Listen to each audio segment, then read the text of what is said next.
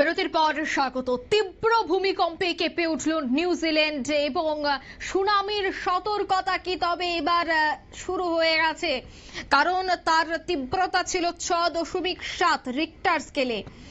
জারি হতে পারে সুনামির সতর্কতা। আবারও জানিয়ে রাখছি, মঙ্গলবার শক্তিশালী ভূমিকম্পে কেঁপে উঠেছে নিউজিল্যান্ড। তবে কি আপডেট রয়েছে এই মুহূর্তে বিস্তারিত জানবো। টেলিফোন লাইনে যুক্ত হয়ে গেছে প্রতিনিধি রাজীব দত্ত। রাজীব, ঠিক কি জানতে পারছো?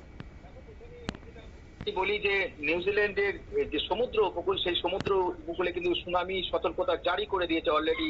ওখানকার প্রশাসন ইতিমধ্যেই সতর্কতা জারি করেছে এবং যারা সমুদ্র তীরবর্তী অঞ্চলে রয়েছেন তাদের কিন্তু ওখান থেকে চলে যেতে বলা হয়েছে। এবং সেই সঙ্গে যারা সমুদ্রে বিভিন্ন জাহাজ বা নৌকাতে রয়েছেন সেগুলোকেও বলা হয়েছে দ্রুত তীরে ফিরে আসতে, কারণ এলাকায় পুরো সমুদ্র জোনটা, বিশেষ করে সাউদার্ন জোনটা, সাউথ আইল্যান্ড, এই জোনটাকে ছেড়ে দিতে বলা হয়েছে। কারণ আশঙ্কা করা হচ্ছে যে সুনামি হতে পারে, কারণ যে ধরনের ভূমিকম্প মাত্রা, অর্থাৎ 6.7 রিক্টার স্কেল, আজকে সকালেই এই ভূমিকম্পটা হয়েছে, রিভারটন উপকূলে হয়েছে, এবং যার ফলে আশঙ্কা করা হচ্ছে যে একটা জোরালো সুনামি হতে পারে। আর যেটা নিউজিল্যান্ড সরকারের তরফ থেকে যেটা বলা হয়েছে যে ভূপৃষ্ঠের রিভারটনের 60 কিলোমিটার পশ্চিম দক্ষিণ পশ্চিমে এই ভূকম্প হয়েছে। ভূপৃষ্ঠের 10 কিলোমিটার গভীরে ছিল এই ভূমিকম্প, যার ফলে যে মানে অত্যন্ত তীব্র, যেহেতু নিউজিল্যান্ড অত্যন্ত ভূমিকম্প প্রবণ জায়গা, তাতে মনে করা হচ্ছে যে এতে কিন্তু সুনামি হবে, এটা কিন্তু ধরে নেওয়া হয়েছে। প্রথম দিকে সতর্কতা জারি করা হয়নি, কারণ তখন যেটা আমি দেখছিলাম যে বিশেষজ্ঞরা বলছেন তারা খতিয়ে দেখছেন কি অবস্থা। কিন্তু এখন যেটা বলা হচ্ছে যে সমুদ্রের মানে যে নিচে যে প্লেট আর কি, সে প্লেটে কিন্তু মানে যথেষ্ট ধাক্কা হয়েছে এবং যার ফলে কিন্তু সুনামি হওয়ার সম্ভাবনা প্রবল, এবং সেই কারণেই কিন্তু নিষেধাজ্ঞা জারি করা হয়েছে। আর জানো যে 2011 সালে, তবে এখনো যেটা বলে রাখি যে এখনো ক্ষয়ক্ষতি কি পরিমাণ হয়েছে সেটা কিন্তু আমরা খবর পাইনি বা সেটা এখনো কিছু জানানো হয়নি।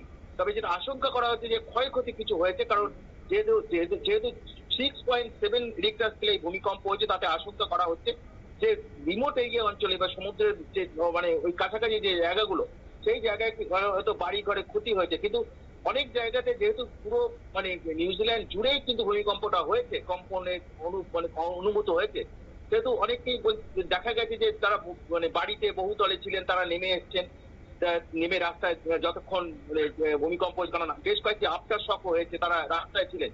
তবে যদি বলো যে 2011 সালের উদাহরণ যদি টেনে আমি বলি যে সেই সময় ক্রাইস্ট চার্চে যে ভূমিকম্পের মাত্রাটা ছিল রিক্টার স্কেলে 6.3 মাত্রায় ভূমিকম্প হয়েছিল এই নিউজিল্যান্ডে, সেই সময় কিন্তু 185 জন মারা গিয়েছিল। অর্থাৎ সেই সমস্ত দিক লক্ষ্য রেখেই মনে করা হয়েছে যে ক্ষয়ক্ষতি হয়েছে, তবে এখনো পর্যন্ত ক্ষয়ক্ষতির পরিমাণ কিছু জানা যায়নি, কারণ এখন সমুদ্রের উপকূল থেকে সমস্ত লোক সরাতে ব্যস্ত প্রশাসন এবং যেতে বারণ করা হয়েছে। এবং যে সমস্ত জাহাজগুলো রয়েছে ওখানে গভীর সমুদ্রে যারা রয়েছে তাদেরকে বলা হয়েছে গভীর সমুদ্রে নগর করে থাকতে, এবং বা যেন যে টুরিস্ট অনেক সময় নৌকা করে যান তাদেরকে বলা হয়েছে দ্রুত তীরে ফিরে এসে এবং সমুদ্রের তীর ছেড়ে দিতে। কারণ আশঙ্কা যে আশঙ্কা তারা বলছেন যে সুনামির একটা আশঙ্কা হতেই পারে, এমনটা তারা মনে করছেন, যদিও নিশ্চিতভাবে তারা বলতে পারছেন না যে সুনামি হবে কিনা, তবে সতর্কতা জারি করে দেওয়া হয়েছে। অঙ্কিতা, ধন্যবাদ।